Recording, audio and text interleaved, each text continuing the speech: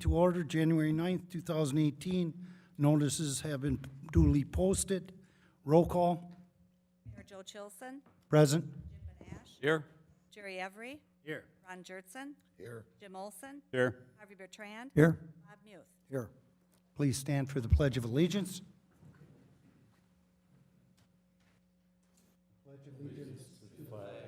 Of the United States of America, and to the republic for which it stands, one nation, under God, indivisible, with liberty and justice for all. Thank you. At this time, we'll take the council will take public input. Please step to the podium, state your name and address, and you have 3 minutes.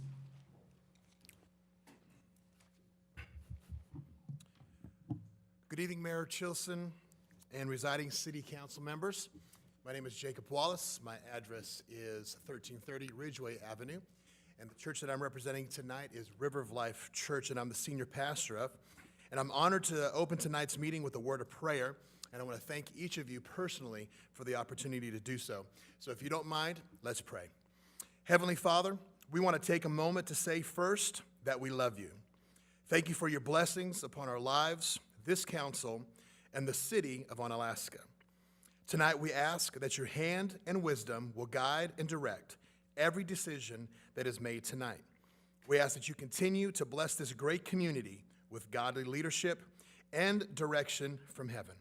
Continue your protection over our policemen and women as they serve this community, and also continue to protect our firemen and women and our first responders. Bless the schools and leadership from elementary to high school.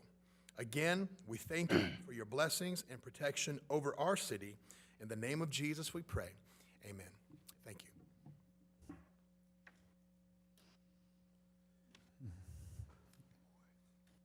Yeah, Greg Luce, 120 Fairway Court. First, I'd like to talk about this audit or investigation of the Cooley Region Joint Municipal Court. According to their report, the Onalaska City Council is responsible for the financial management of the Cooley Region Joint Municipal Court, and the investigation they conducted stated that 1/3 of the financial reports they sampled were wrong or fraudulent. And for some reason, prior to October of 2017, we allowed the court clerk to reconcile these reports and file them to the state, and I understand now the finance director is going to do that. But I talked to some people in Madison today at the DOJ, and they were pretty interested in the fact that we filed inaccurate or fraudulent financial reports. And concerning the investigation, the CPA firm reported about 10% of the citations they sampled were unprocessed or not in one of the systems. And I haven't inspected the records myself, but when I do, I'm going to try and tally some of the amounts of the citations to determine how much money the city has come up short by not following through on these citations. And the other thing, the miscarriage of justice in not following through on these citations is hard to quantify. You can't put a dollar amount on that. And another major problem exposed by that investigation was the judge's conduct. I'm sure you all read the report. The auditor found that his lack of oversight was a concern. The state statutes say that records are the judge's responsibility. The Wisconsin Act 402 says that after January 1st of 2009, court records must be kept in the clerk's office or another secure space where access can be restricted to court personnel and other persons authorized by law or the judge. And apparently these boxes of citations were not stored in a secure area. And I read the minutes from the J&A meeting last week, I guess, where Alderman Muth claimed that nothing new was uncovered by this investigation. I don't know what report he read or what he was listening to when the representative was testifying, but there was plenty of new content raised by the investigation. So I'm wondering what you're trying to cover up or sweep under the rug. But hopefully when the DOJ Judicial Commission conducts its investigation, we'll find out. And I think the court the Cooley Region Municipal Court Commission is gonna be responsible for having their staff go through every one of those citations and making sure they're followed through on.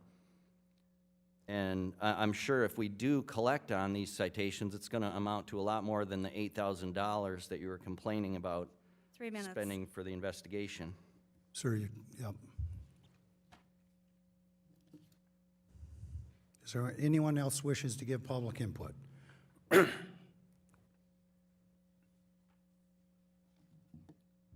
evening. My name is Kim Smith. I reside at 436 Mayfair Place. Just wanted to take a minute to use this opportunity to introduce myself to the council. There's a lot of new faces on the council since I last served. I am currently running for 3rd District Alderperson in the upcoming election. I previously served on 3 terms on Alaska City Council, spanning from 2005 to 2013. Most of my life I've lived in the city of Onalaska. My husband of 30 years and both of my children graduated from Onalaska High School. I have deep roots here. I have a lot of care for this community and pride in it.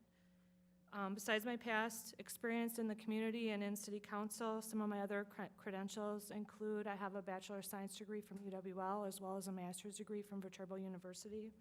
I have a graduate certificate in ethical leadership for organizations. I'm currently the Quality Assurance Coordinator at City Brewery. Just wanted to take this time to introduce myself. I'll be hoping to get to know more of you that I haven't met previously in the upcoming months, and renewing acquaintances with old friends. Thank you. Anyone wishing to give public input? Jared, could you turn my mic down a little bit? Thank you. Second call, anyone wishing to give public input? Third and final call, anyone wishing to give public input? That portion of the agenda is now closed. Report from the mayor. I am happy to appoint Deb Carlson to our Room Tax Commission. There was a vacancy that was made by Dustin Hunt, who has moved out of the city of Onalaska, and so we needed to fill that.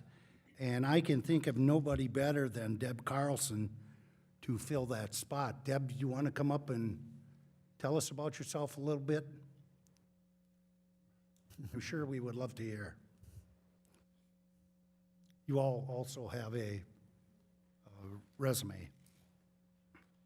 Thank you. This is quite an honor, and I appreciate and am very interested in participating going forward with all of you. My husband and I have been here since 1990. We have raised a daughter who graduated from Onalaska High School, and we've pretty much lived in the same neighborhood the entire time. My career span is 25 years with retail management with Dayton's, if anybody remembers Dayton's, and Kohl's, and then I spent 8 years in the hospitality industry, and I think that's where my passion and interest came to be a part of the Room Tax Commission and going forward. And I'm currently in sales and marketing at the La Crosse Media Group in Onalaska. Any questions from the council? Welcome, Deb. Thank you.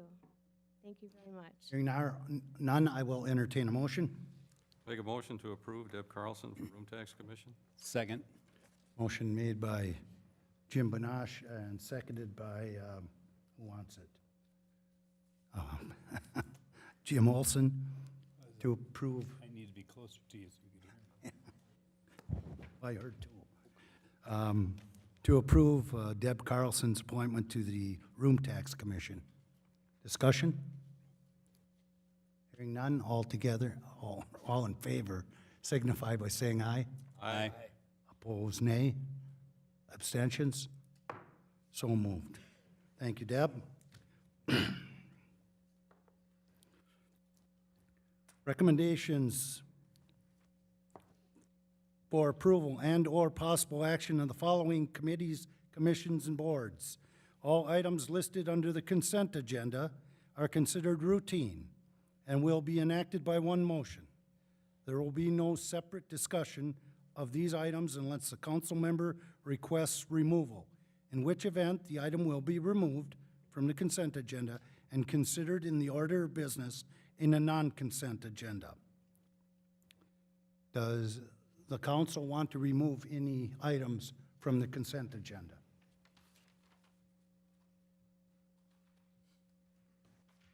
If no, I will entertain a motion to approve the consent agenda. Make a motion to approve the consent agenda? Motion made by Jim Banash, seconded by Jerry.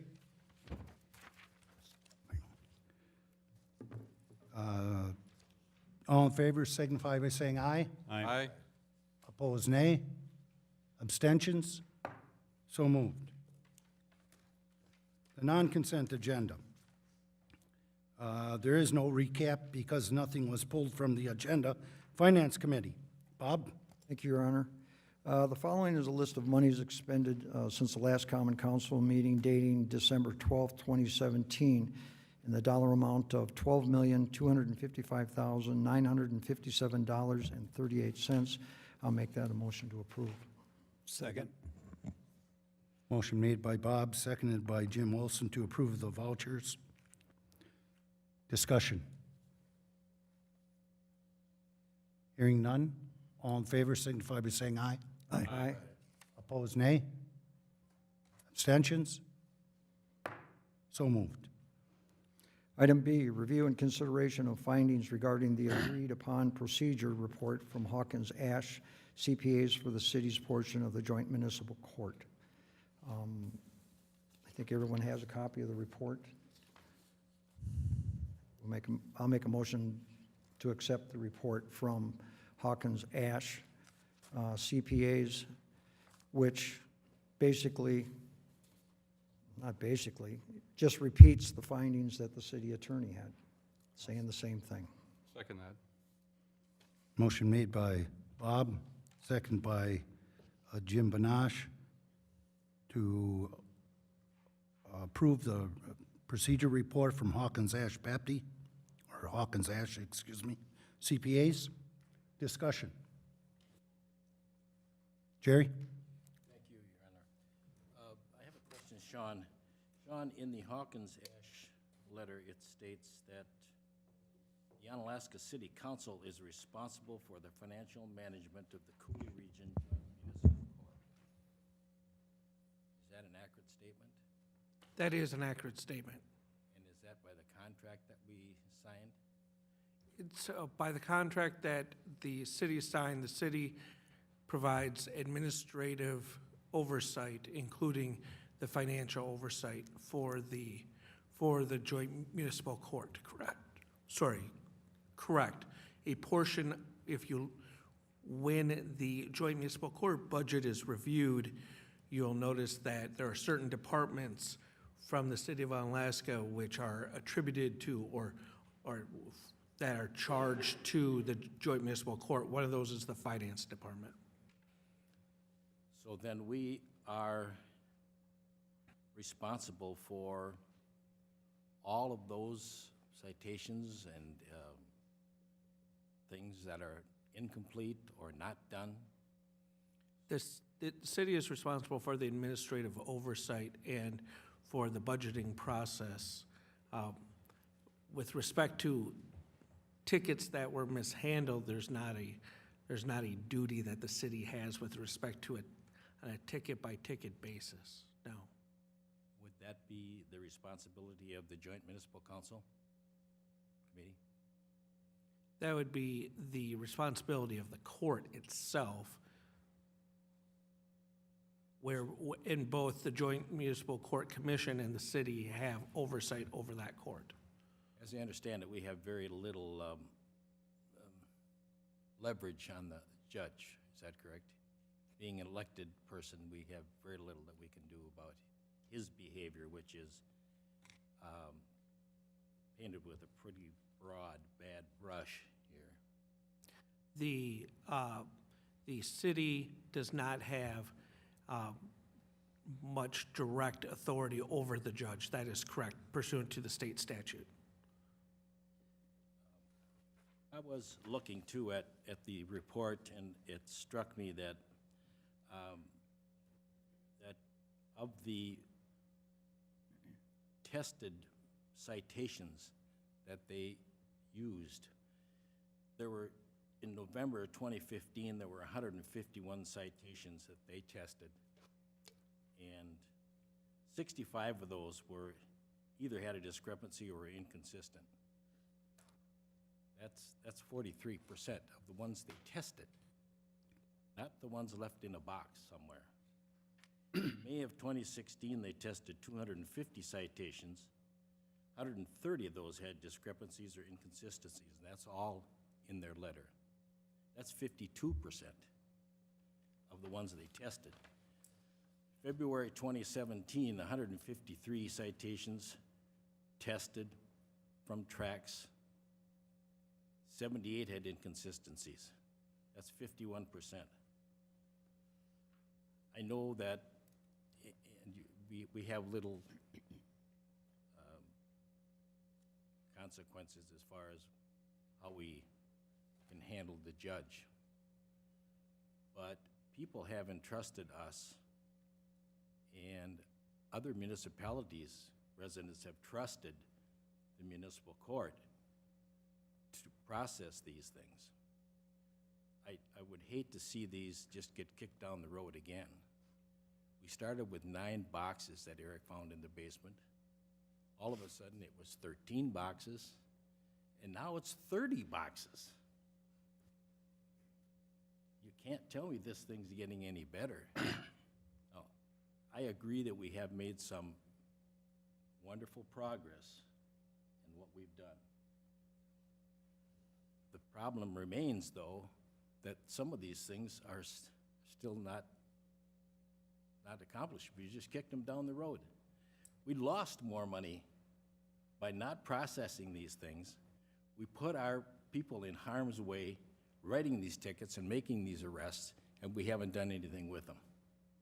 I think we lost probably close to $100,000 just on the ones we didn't process in the 30 boxes. So I hate to see this just kicked down the road. I would hope maybe we could, if nothing else, refer this to our city attorney for some kind of direction and background on what we can do going forward, up to and including canceling our contract with the municipal court in September when it's up. So I would think, guys, that that's the least that we could do, and take it for what it is. They did some hard work, they did some good work, but believe me, if you read the general comments, they didn't come up with too much too good. So I would hope that we could see our way to maybe pass this on to our city attorney and have him give us some more info. Thank you, Mr. Chair. Okay. Jim? Well, first of all, the city council doesn't necessarily have oversight of the municipal court. And I will personally state that there's no malfeasance or any dropping of the ball here by the council, by anybody who makes that allegation. They're wrong. Secondly, it's an administrative oversight. The court is responsible for what happens in the court, not the council. Now, after this has occurred and it became available, our city attorney looked into this, and at the Finance and Personnel Committee, when the person who did the audit was standing up here, she stated that there is nothing more found than what our city attorney found. So we have made changes. Our finance director has made changes. Our city administrator has made changes. We have a new supervisor. I think it's disrespectful to say that the council is responsible. We are responsible in some ways in that this matter has been brought to our attention and we are taking action. Now, do we need our city council to do anything more? I don't think so. And if you really want to look into it, I think you find that they're doing a very good job as it stands. Yes, there's more that's been found, and people may have a personal agenda involved in this, and that may be their own issue. But for my purposes, I think this council is doing a fine job, and so are the people that are associated with our legal department, our city administrator, and the finance director. Jerry? someone else wants to go first, go ahead. But okay, You're on the docket.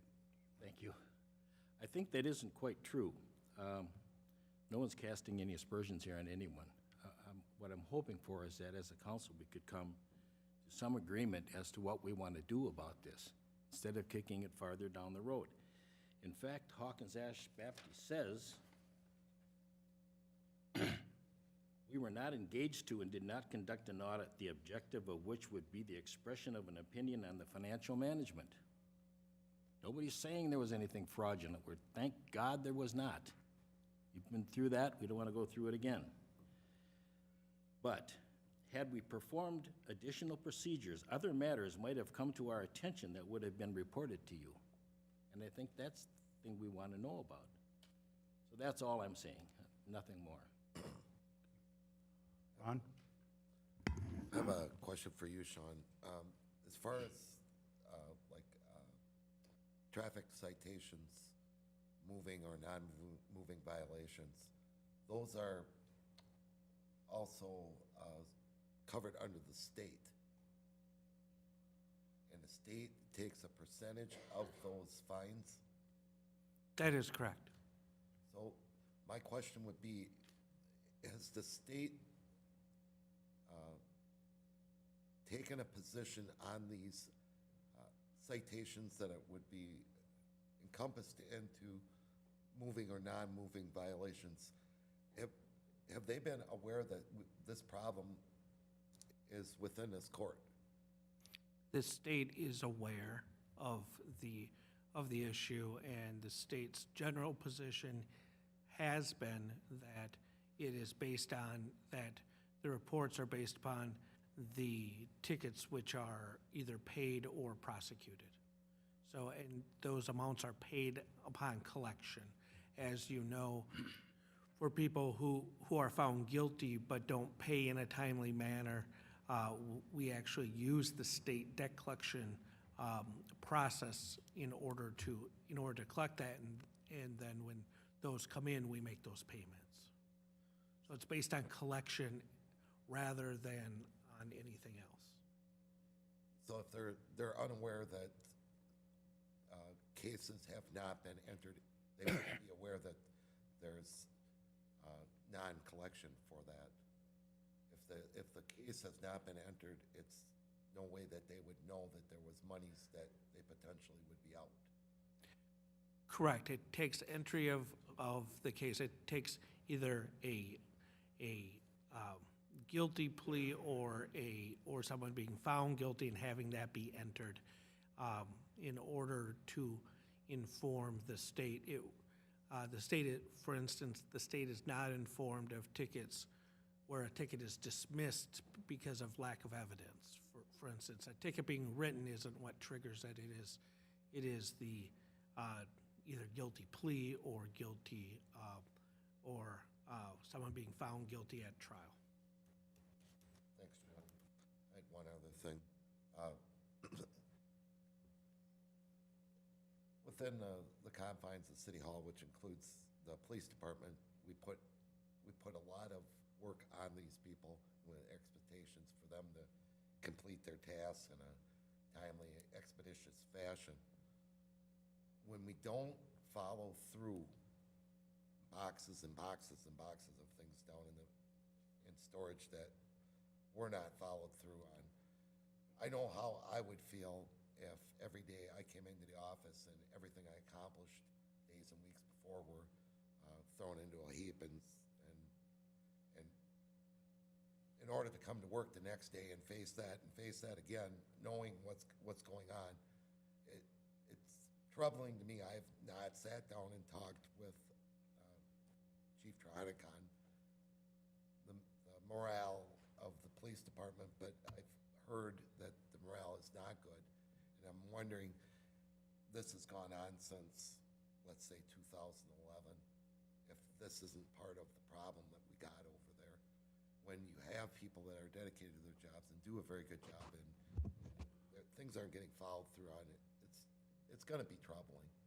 I'm troubled with it for the fact that there are so many things in this report that indicate things weren't done right, at the very least. Time and again, she also made a mention that her time in the office there was not cooperative, is what I got out of it. Judge not being there, judge not following through, and that's current stuff, guys. That's what I'm fully with you, Jim, on fixing stuff. That's our job, that's what we do up here. But in order to fix things, you have to identify the problem. Have we done that? That's where I'm at. I don't know that we know what's going on. Do I think we've got theft or embezzlement? I said it a long time ago. I hope not. And I don't think we do. But we've got monies that were supposed to go to all the municipalities out here. It's not going there if we don't process this or figure out what went wrong. The state is another player in this. You know, we've referred to the state many, many times up here. We do things because the state requires us to do them. We're failing at that level. If we don't figure out, is there a possibility that these tickets can be processed correctly? I'm not an attorney, so I don't know if there is a statute of limitations on these tickets. Would it be worth doing? Are we going to have more in it than we could get out of it? But there is another thing regarding Bob at the F&P. $8,000, I don't like to blow money, Bob. I'm just one of those people, I don't like to blow money. But at the same rate, to do justice to all the men and women out there that have traveled the streets and got in and out of their squad cars and done the due diligence on their end of the paperwork, I feel like we're obligated to them people. Then we've got all the people that have paid property taxes over all the years here that their expectations are high and consistent, and they should be. I'm not comfortable just saying, we're done here. I'm comfortable with what she said on some of the stuff, but there's so many numbers that don't. We're so far away from knowing what really happened. And the one thing that I think came out of it, at least from my perspective at the F&P meeting, was that it doesn't look like there's any criminal activity, any theft, any embezzlement. But when ineptitude comes to the point that we're at with the way that court was functioning at the time, and it does sound to me like they're not getting what they want done in there right now with the judge. We almost have to look at what are we doing housing that here? What are we doing still part of it? You know, and I do realize that there is an amount of time from year to year that we are obligated to be in there. I have no problem having a court system here. I think we should have something here that we've got a better handle on the people that are in and out of it. As far as the judge, it's going to be limited, but getting the right people in is important. And I think waiting around for an election for the municipal court judge is bad for everybody involved. I'm basing part of that on what I know before and part of it on what I read. Harvey? To use present tense, oh, okay. To use present tense in terms of what's being done in that court system, as opposed to what's happened in the past, it appears to me that we have made changes in terms of our procedures. We're going to have a great deal more oversight, and of course, having brought this to the forefront, it seems inevitable that we're going to have adequate systems to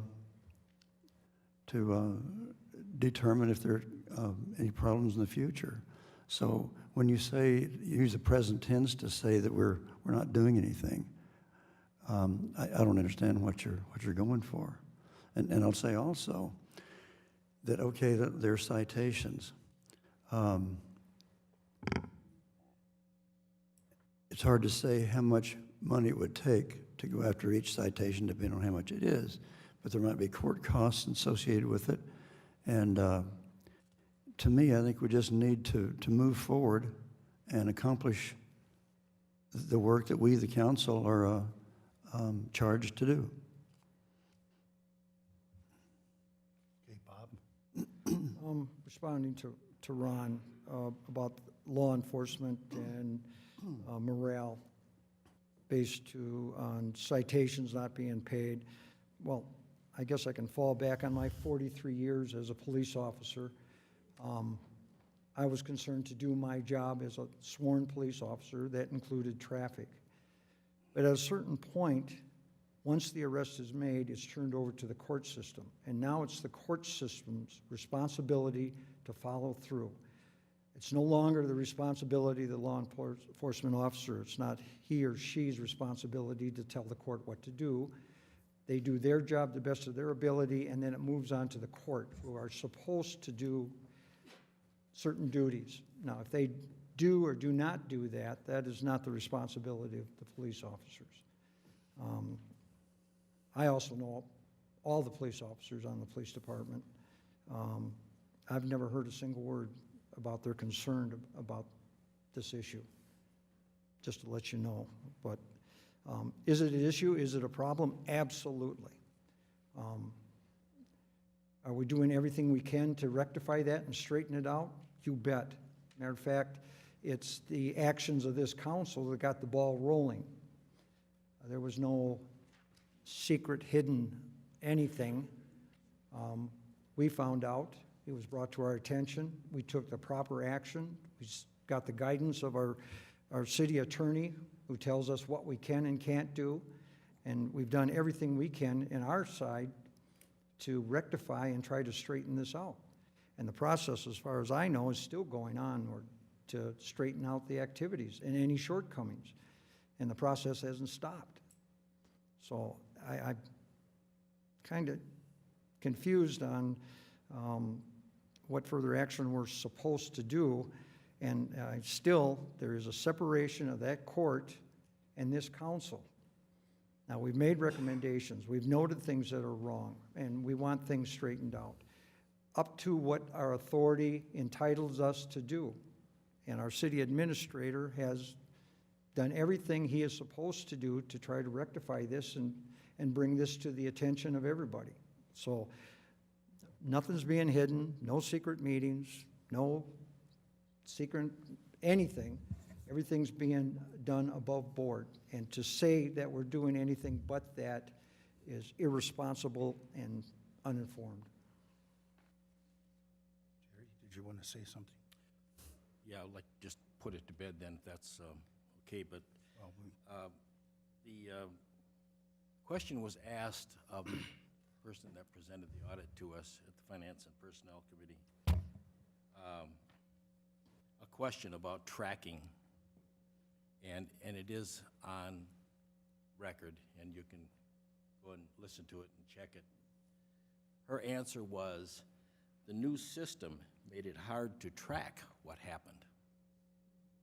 Now, I don't know if that means the system that we put in place or that was in place, but she said the new system made it hard to track what happened. That's all I'm saying. Thank you. I was at the FMP meeting.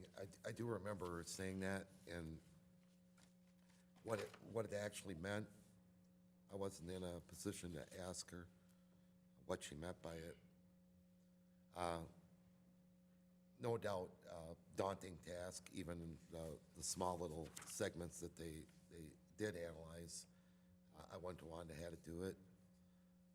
As far as the police department, the separation of the judicial departments, I'm fully aware of the way they operate, Bob. I think the police officers do their job correctly. No fault to them whatsoever.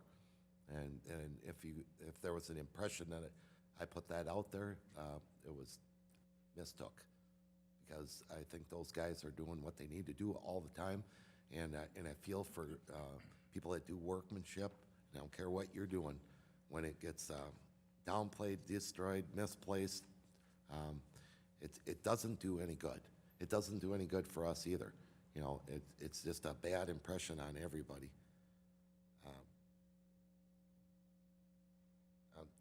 it doesn't feel good. None of this feels good to me. And I wished I had an answer, and I don't. And I've talked to enough people up here about it, and we all come up with the same thing over and over and over. And I don't know. Yeah, we can sit here and fix it, and I'm disturbed that she said at the FMP meeting that she had problems getting information due to the fact that we had put a system in place. And I have no idea what that meant. You know, if it was the system or the misunderstanding how to use it, or it complicated the issues for her somehow. I don't think the audit that they did what we asked them to do. They found inconsistencies, and really what it comes down to, in my opinion, is just a lack of concern for your position, a lack of concern for the people that you represent. And I don't think that has anything to do with anybody sitting up here. It has nothing to do with the people sitting out there. It has nothing to do with our police department. It boils down to one individual. I'm in a position right now where I feel like we need to look closely at the system, the way it worked and the way it didn't work. Moving forward, we've made good, solid steps to make it better. But as long as we have, and I'm not going to go into this report, but I did read it several times. She said that the atmosphere within the judges' chambers was not positive. Piles of workmanship laying around. This is how this whole thing got going to start out with, guys. It's disorganization, a lack of follow-through. Can that be helped by the new employees? I would think. But if you don't have him overseeing what's going on, we're going to wind up in the same mess again. That's what I'm afraid of. That's what I'm trying to stop. And we're tied as a council up here because we have limited oversight over the judge and the municipal court. Eric? There's a specific question that I hope I can provide some clarity to regarding the systems and the inability to balance that system.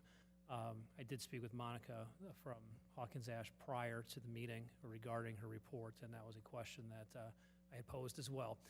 So some clarity there, and I think the minutes will also show this. What's referred to is the state report that on a monthly basis was presented to the city and finance to be filed. Under the new system, they could always get the report to balance. There was nothing ever missing. Again, as Sean pointed out, any monies collected would balance. That's why we're very confident there is no missing monies from monies that was collected. I'm only referring to that.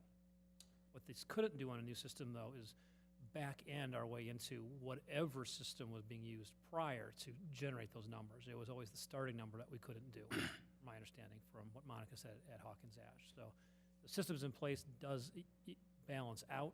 What we couldn't necessarily do, though, is identify what their starting numbers were last year, 2 years ago, and 3 years ago for those particular months that we had done. That's what the new systems is, because it didn't exist in the past, so we don't have the data that we can have a starting basis point.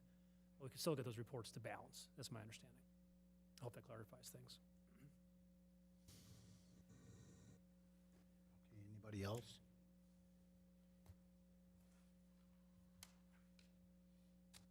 Okay, so where does that put us here?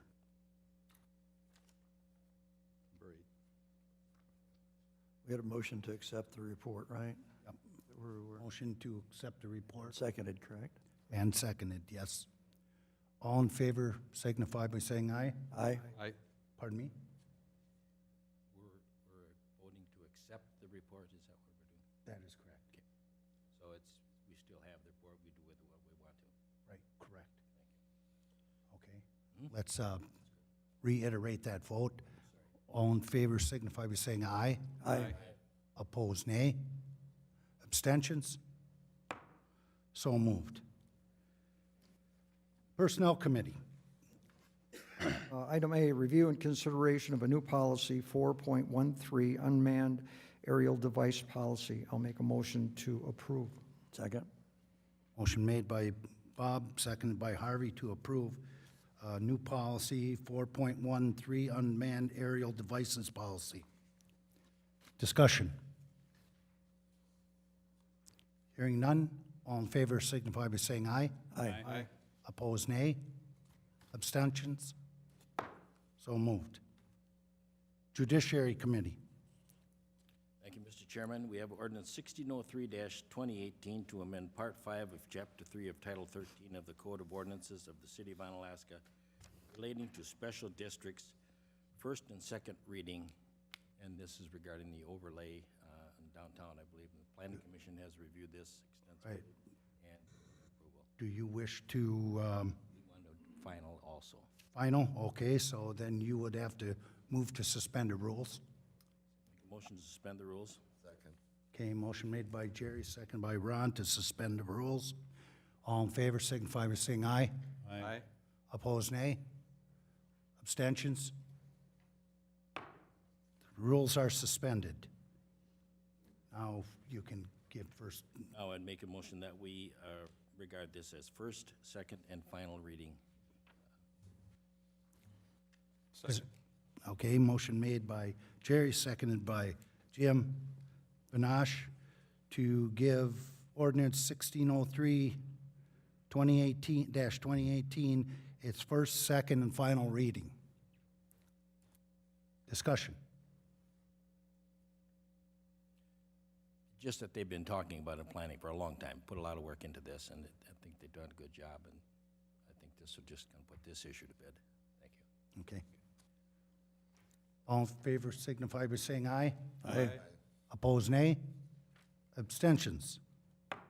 So moved. Administrative Committee. It's, I'll do it then, okay. Item A, review and consideration of updating the listed fee for bicycle licenses from $2 to $0. And I'll make a motion to approve that change to the ordinance. Second? motion made by Bob, seconded by Ron, to move the listed bicycle fees license from $2 to $0. Discussion. Bob? The committee, that would be Alderman Every and Jurgensen, and I discussed this along with Chief Trotnick. At the current time, the police department is giving bicycle licenses away for no cost right now. The purpose of a bicycle license, which is just a sticker, it's not actually a license, it's just a number, is that if a bike is stolen, it's recovered by the police department, they can look at the number, look up the owner, and return the bike. That's the purpose behind it. The fee is so nominal, so small, that if a person comes in and wants to get a bicycle permit or license, they go to the police department, fill out the form, then they have to go up to the front, pay the $2 because no money is taken at the police department now, and then they have to go back to get the license. So I think we want to be a bicycle-friendly community, so for the little money that we're getting, the $2, the $0 makes sense. So a change in the dollar amount only, that way we don't have to change any other wording in the ordinance. The dollar amount's the simplest way to change this and make it easy. Thank you. Okay, anybody else? All in favor? Aye. Aye. Opposed? Abstentions? So moved. Board of Public Works. Thank you, Your Honor. Item A, Resolution 1-2018, final resolution regarding assessments for curb and gutter installation in the Holiday Heights area along Hoffman Place, East Young Drive, West Young Drive, and Madera Lane. It's the recommendation of the Board of Public Works to pass this resolution, final resolution regarding the assessments for the project. Motion to approve. Motion to approve by Jerry.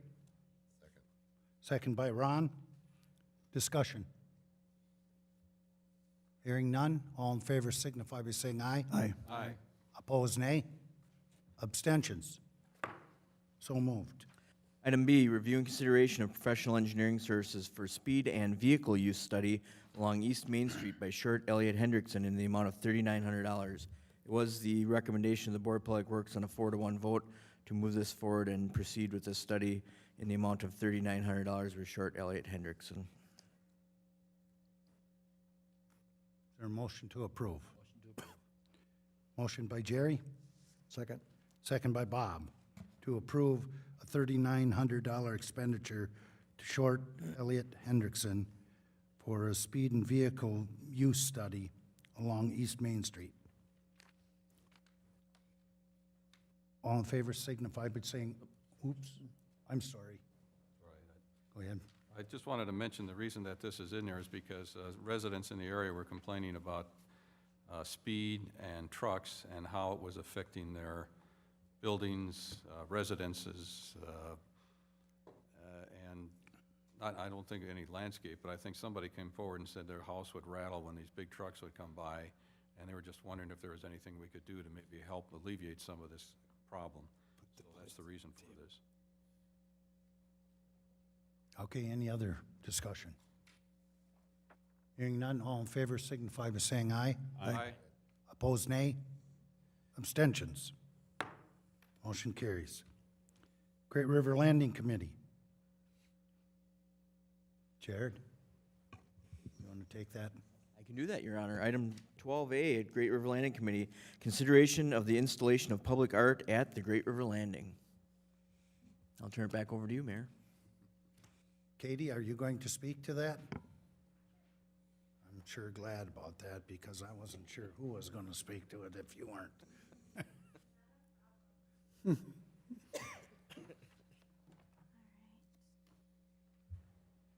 in your packet is a memo that I put together with Dan Wick, specifically regarding the Great River Landing and public art. We've had interested persons that are here in the audience tonight that have thought about what can we do with the Great River Landing to be another way to get people to celebrate Onalaska, tourists, and residents alike. At the December 14th meeting, during that meeting, a motion was made forward to bring to the Common Council a request to do a public art program. But before we got too deep into it, we had two questions which are listed out in the intent of the motion. Does the Common Council want to see public art at the Great River Landing? If so, what committee or board do you want to see to lead this project? Would it be the Great River Landing Committee, the Parks and Recreation Board, or potentially a new committee that would respond and be in charge of this project and either report to the Great River Landing, report to the Park and Rec Board, or report to the Common Council? So we just want to make sure that we're not moving too far ahead, and then 2 months down, 10 months down, we find out that we don't want to see public art down there. So we're essentially trying to test the pulse of the council. Also in the audience, we have Eric Scholander, who is our chair of the Great River Landing Committee, and also Joyce Dively. She is in charge of an ad hoc group that is interested in, again, putting art down at the Great River Landing. So if you have questions, any of us, and Dan Wick also, as the Park and Rec Department is in charge of maintaining the Great River Landing, we're all here to help. Katie, do you have any specific area that you feel it should go? Any specific committee? Well, I think that that's one thing that we're looking for, is that the Great River Landing is one of Onalaska's parks. And I think that that's a question that we have from the staff as to who is in charge of the Great River Landing. Is it that committee? Is it the Park and Recreation Board? And that's kind of one thing that we're looking at. So that's the purpose of the two questions as they're posed to you tonight, is essentially to give us some direction and tell us where to go from here. Thank you. You're welcome.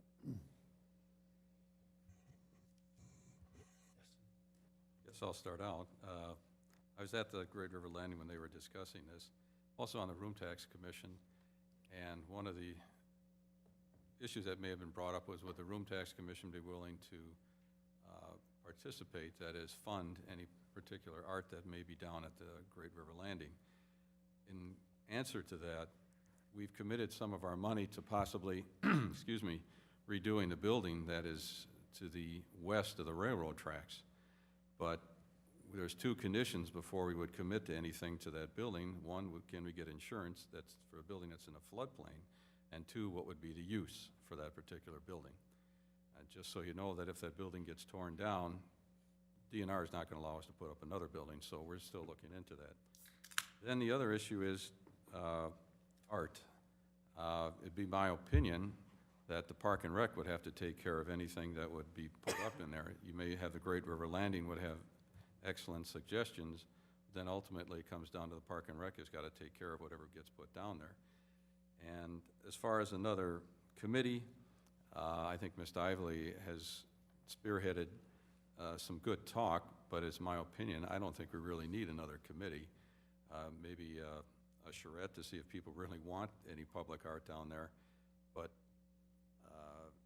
I think what we've got going right now is adequate to take care of anything that we might want to put down there. And as far as I'm concerned, until we get an opportunity to really find out what the uses are down at the Great River Landing, Dash Park, and what kind of interest we get from the general public, putting art down there right now might be a little bit premature until we really find what we really want to do, what kind of art. People have a different opinion as to what is art.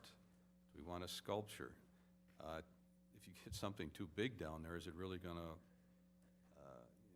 take away from what we've already got down there? So there are some questions to be answered, and I think the Great River Landing, with the people that are already there, I think is an excellent source to gather the information. And if they feel a charrette is necessary, then we can get the public's opinion. If the public says, I don't think so, where are you going to get the money? I think that's a legitimate concern. Okay. Harvey, and then Jim, I want to make sure I understand what you're saying. But I think what Ms. Dively is suggesting, please correct me if I'm wrong here, is an approach to find out if, in fact, what makes sense there, whether, I guess, including, I guess, any of the aspects of what you just discussed. Of course, as you know, my opinion is that we even show in the artist rendering of the park, as it was shown initially, that a sculpture is shown there, and I believe that that it adds a great deal to a park to have such a feature. But regardless, whether it is or isn't, I think it really needs to be studied, and I don't think we need to call it an ad hoc committee.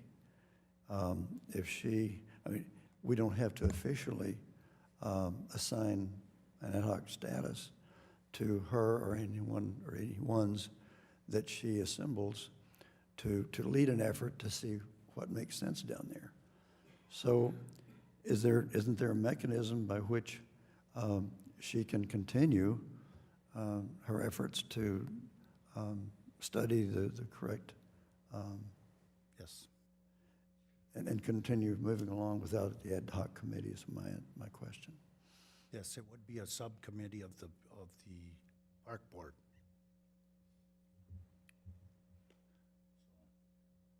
So I guess, where do we go from here? In other words, does the park board have to vote on how do we proceed?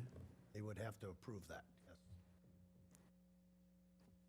And how, I'm confused on how the park board. Excuse me, this body could designate it as a subcommittee of the park board, so Well, do we do that tonight?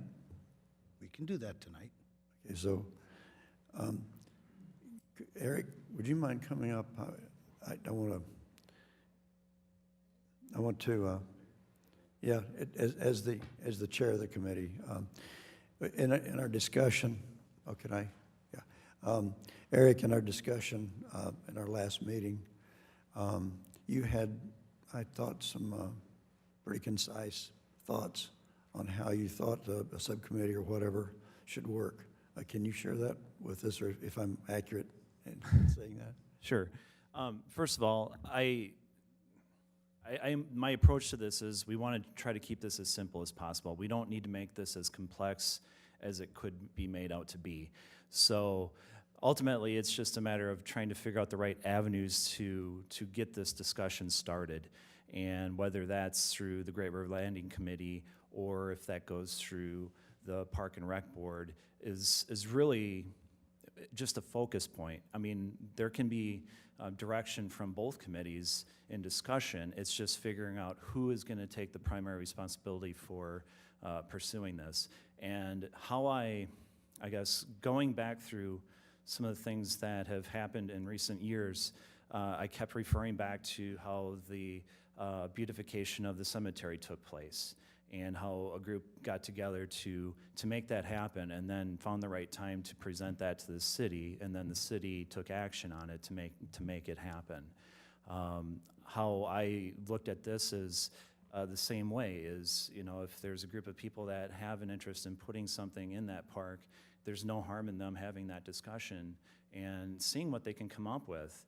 But when it comes time to present that information, who should be the one that makes the you know, either says yes or no. But before we do all of that work, it really comes down to, again, does the Common Council, does the City Council want to have some form of art, whether that be a sculpture or some kind of mural or whatever the case, whatever that may be. So that's ultimately why we're asking the council tonight what kind of direction, you know, those two questions. What is the wish of the council? Ron? And then Harvey. I agree with Jim Benesh that we don't need any more committees.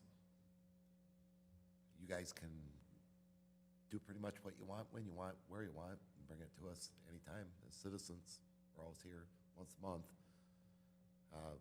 The cemetery issue is something completely different than the Great Rivers Landing. You most certainly could follow their lead. There are some concerns with what that real estate was once down there, and I'm one of the people that has that concern.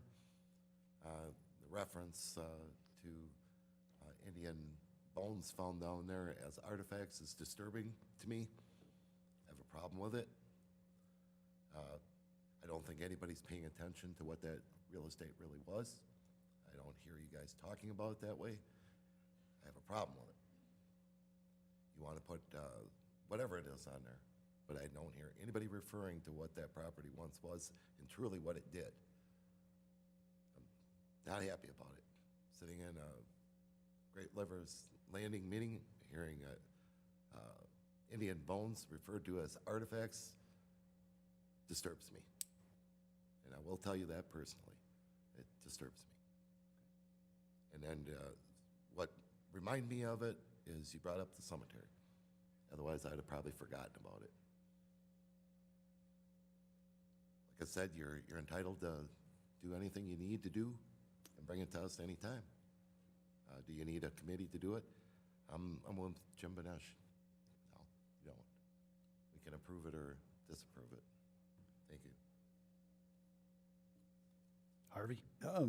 Sorry, first of all, in terms of the Native American artifacts, as I understand, well, actually, please correct me if I'm wrong here, Jared, but the ground on which we could put the art would likely, or at least we could make sure it does, not disturb undisturbed ground. And so I don't think that would be an issue if we're not going to disturb undisturbed ground in whatever we suggest. And yes, maybe we don't need an official committee. On the other hand, I think we, the council, need to say yes.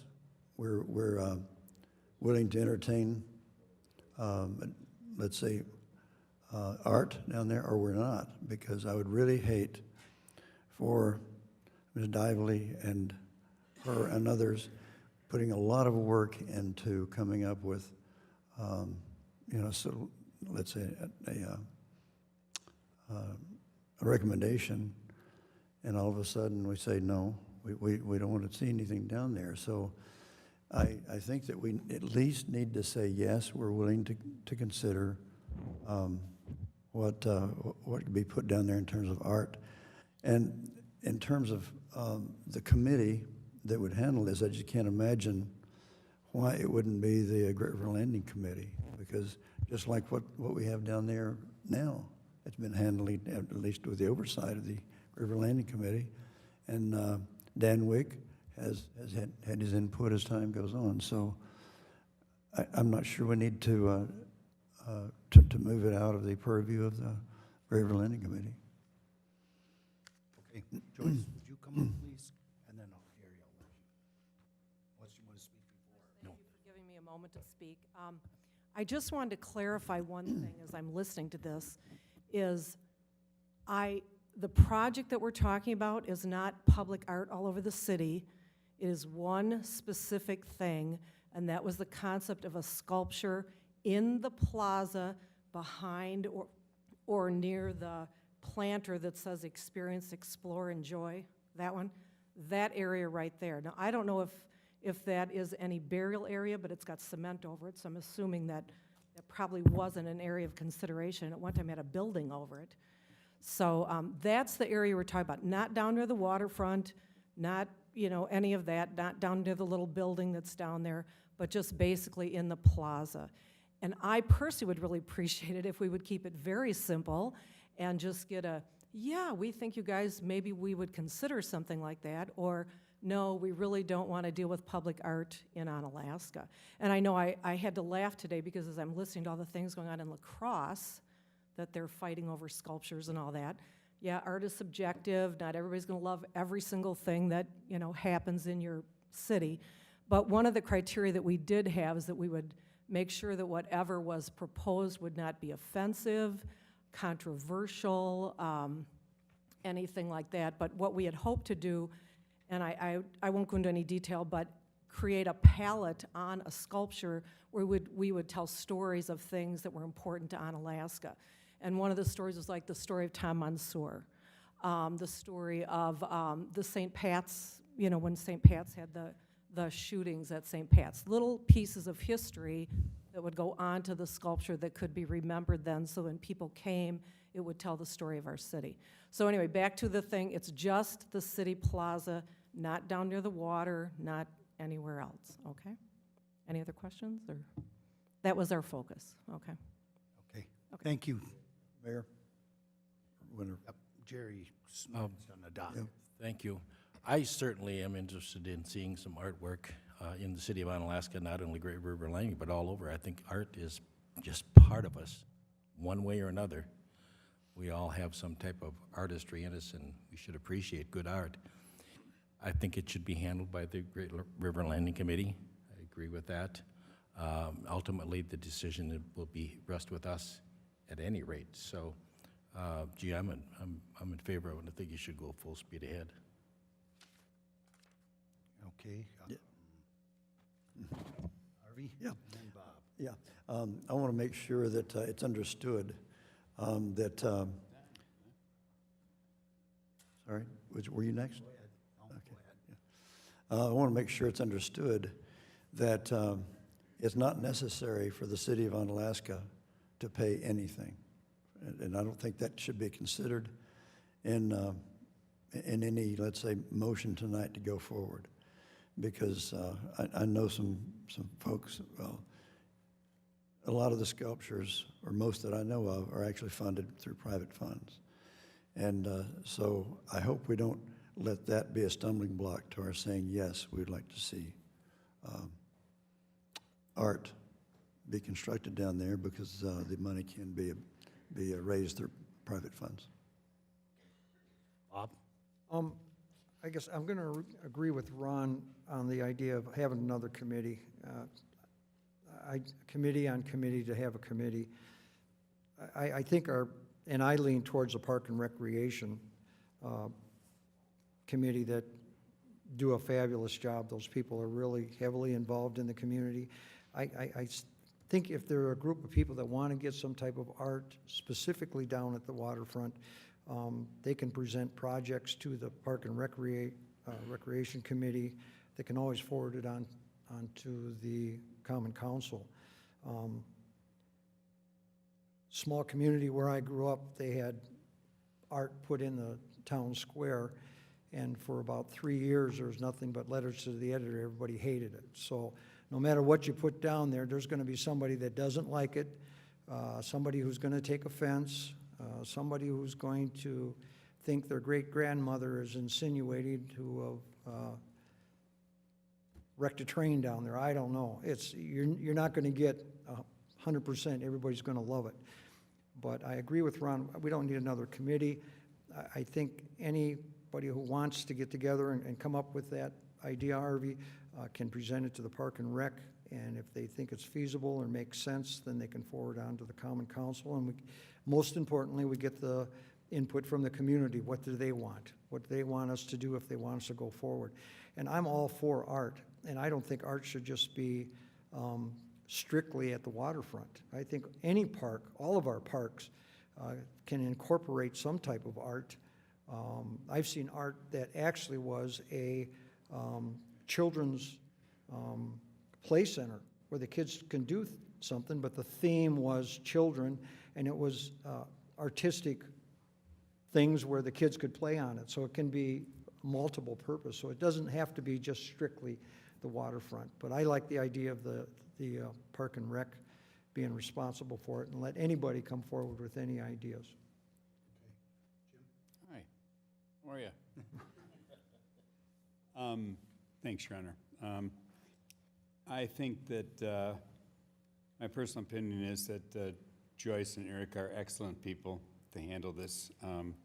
Joyce has had this community at the forefront of her thought processes ever since I've known her, which is a couple years down the line. But frankly, I read the minutes of when you guys were discussing this, and I thought, my God, how much time do I have here? It's to me, it was it's like a Common Council meeting. It's frustrating.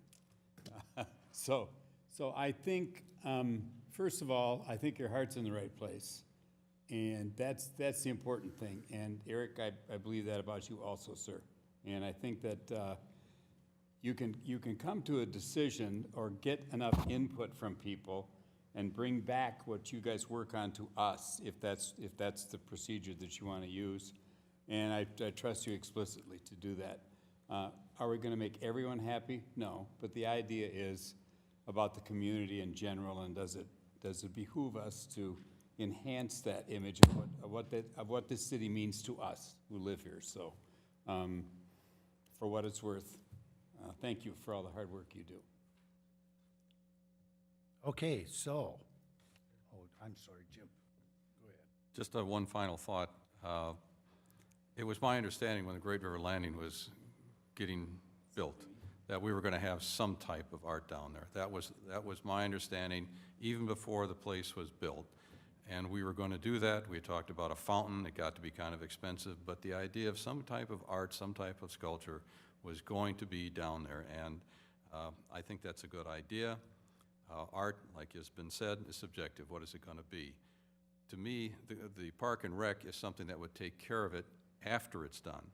The Great River Landing was responsible for bringing this to the public, the charrettes, everything else. So I think it should continue to be with the Great River Landing, getting the input, getting an idea of what people would like, present it, and then we can take it from there. As Harvey said, we don't have to worry about the finances right so much now as let's see what is out there and what the general public might like to do, and then we can take it from there.